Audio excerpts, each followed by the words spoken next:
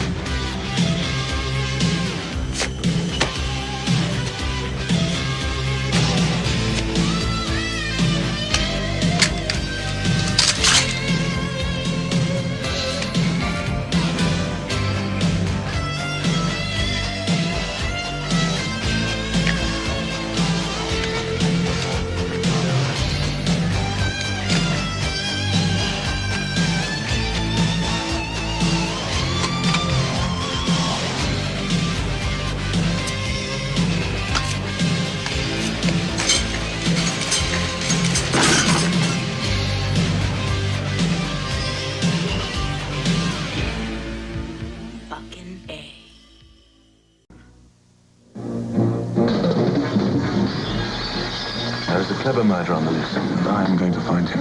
A case this challenging, this exciting, I need you, Watson. We're in this together. We're a team. could never be solved alone.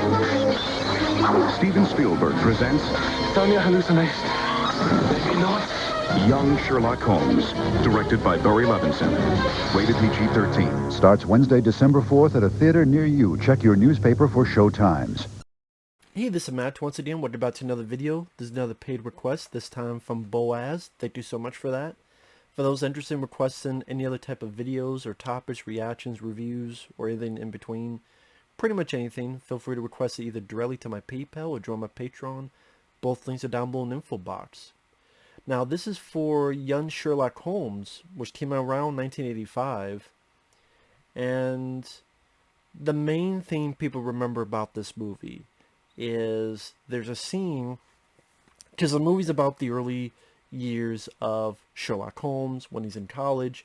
He first meets Watson, and young Sherlock Holmes a bit more happy, a bit more lively, a bit more emotional, and him and Watson start to get along with each other. There's also this girl named Elizabeth, and then there's a set of killings. It seem like suicides, but there's more to it, because people get this dart in their neck and they see these hallucinations, and then they find out who's causing this and why that's happening, what's the whole deeper mystery that's involved, what's going on with this situation. And with these hallucinations, at one point a priest sees a knight from the glass. It's part of the church, the glass, and it comes down and it creates this glass figure walking towards the guy, and that was the first photorealistic CGI in a film. Again, the term is photorealistic CGI, and that's, again, anytime people talk about this film, that's the scene they bring up, and it does look cool. The glass forming into this figure, and for 1985, it's kind of fun to watch. And there's other little effect stuff. There's a scene with these little gargoyle type things attacking someone. Early on, there's this hat rack that wraps around someone, and then it shoots out fire. And the hallucinations are entertaining for what they are, effects wise. Again, there's about 4 or 5 of them, give or take. And then also the people involved. Like, you have Barry Levinson directing. I mean, this is the guy who directed Rain Man, among other films. Chris Columbus wrote it, which is funny because Chris Columbus would later work on Harry Potter. And this definitely has almost a Harry Potter feeling. I mean, Watson looks like Harry Potter. The way he looks, talking, the hair, the glasses. He looks like Harry Potter. The Alan Cox who plays Watson. It's ironic that Chris Columbus would later direct, Harry Potter, at least a couple of the movies. And then, Steven Spielberg produced it. And when the film came out, it didn't do well. It was a bomb. I can see why. Because, I thought the film, that was okay. I didn't love the movie. I thought the actors were fine. Nicholas Rao as Sherlock, detailing his levels of deduction. Like, there's a point he's supposed to find this fencing trophy. He only has 60 minutes. And then the little clues that he finds around in order to ultimately find where this is at. And it's trying to be, quote, an origin story. So you hear him say, the game is afoot. You find out how he gets his pipe, how he gets his hat, how he gets his coat. So it does that kind of stuff.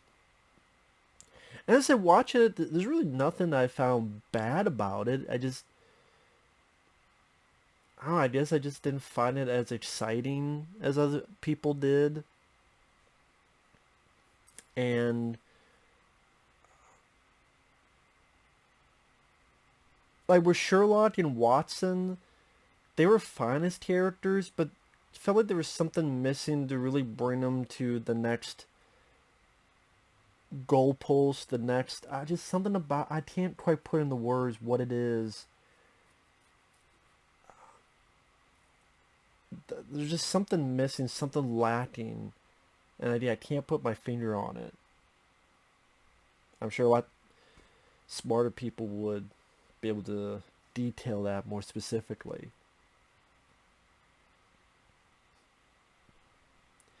I guess because you don't, I can't say you don't get to know the characters, because you get to know a little bit of background on Watson, like where he comes from, but not a whole lot. Maybe because like their delivery of dialogue is fairly dry, and I don't want to say there's no personality, but it's, when you look at an adventure film, and you look at whether Romancing the Stone or Indiana Jones films or other adventures, it does help if the personalities, at least for me, are a bit more either colorful or a bit more lively, a bit more, it's like it wants to be Sherlock Holmes, but then it also wants to be this adventure story. It wants to be the deduction, the logic, what's the mystery of it, but it also wants to be this big adventure that gets into crazy stuff.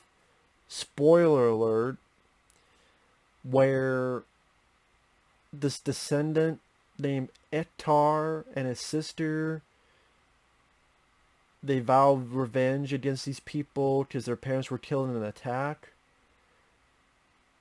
But the thing is, they're part of an Egyptian cult, and they're trying to replace the bodies of these 5 Egyptian princesses. And so there's a point where young Sherlock and Watson see an Egyptian cult from this pyramid that's within London. And I thought that was fucking silly. I'm like, what the fuck? Part of me went, if I want to see a cult, I'll go watch Indiana Jones and Temple of Doom. Kalima, umside. It did remind me a bit of that. I just because Steven Spielberg producing it. Temple of Doom, he directed. I know Spielberg isn't the biggest fan of Temple of Doom, so I'm like, did he want to do this again? Well, he didn't direct it, he produced it, but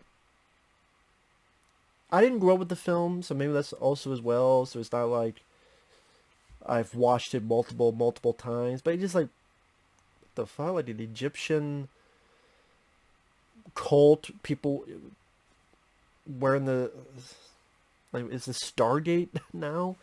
So I'll turn to Stargate in a little bit. It took me a while to let it sink in as to what was going on. Also, it didn't help, in spoilers, that I fairly quickly figured who the bad guy was. Just because there's a point where young Sherlock is having a fencing contest with this guy. And Sherlock Holmes loses. And then the movie's trying to detail that this guy is very friendly with young Sherlock. This is someone who young Sherlock seems to respect.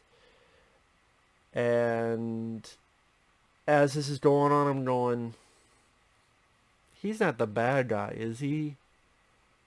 Because I've seen a lot of similar films where there's the person who our hero looks up to, and then you show them fencing. Oh, Sherlock lost. So now, later on, oh, is he going to win this time? Because he lost last time against this guy. And also, the guy kept saying repeatedly over and over again, never replace discipline with emotion. And he said that so many times, I went, okay, Sherlock lost here because he had more emotion than discipline. Is this going to be the arc where now he's going to fight this guy again, but this time he will use discipline and that's why he wins this time? Like, I thought it was telegraphed a bit too much for me that this guy was the villain. So then when it's found out he was the villain, I went, oh, yeah, I'm not really surprised. Maybe it wasn't supposed to be a big mystery, but it seemed like it was supposed to. I'm like, well, I kind of guessed that.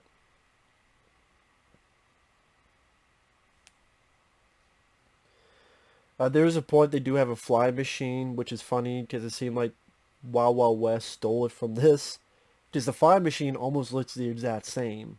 And there's a point where our heroes get in, the guy use it, and, almost crash.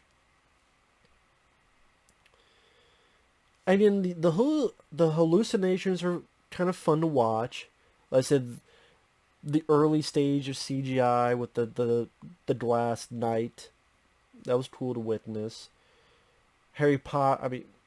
Watson, who looks like Harry Potter, he likes his sweets, so there's a point where these sweets and cakes come alive and have eyes and start attacking him and try to force feed into his mouth. Like, that's weird. And very weird. Like I said, there's a bit of spectacle at the end. Trying to save the girl, Elizabeth.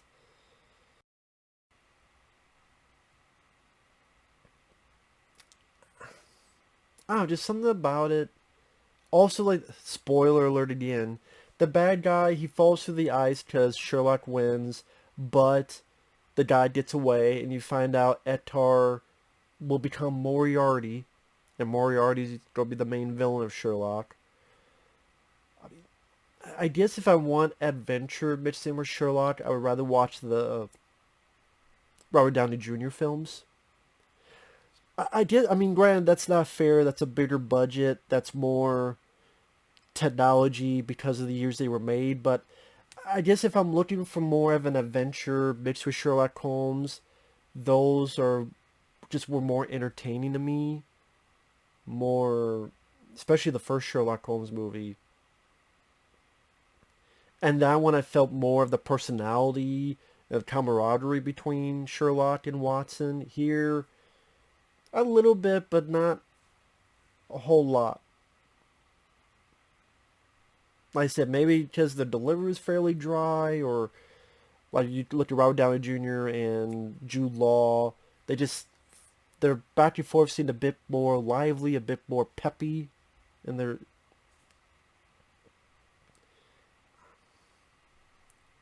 But yeah, this was an okay film. It's, again, nothing that I loved, nothing that I would see again.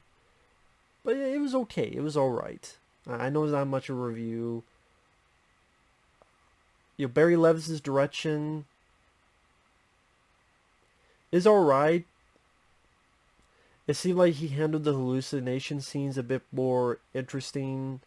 Like there's one with Sherlock where he sees his father, and the way that's done with the lighting, and there's a point where it's on Sherlock and it pushes in, and the way that was decently directed. The rest of it, it's alright, passable.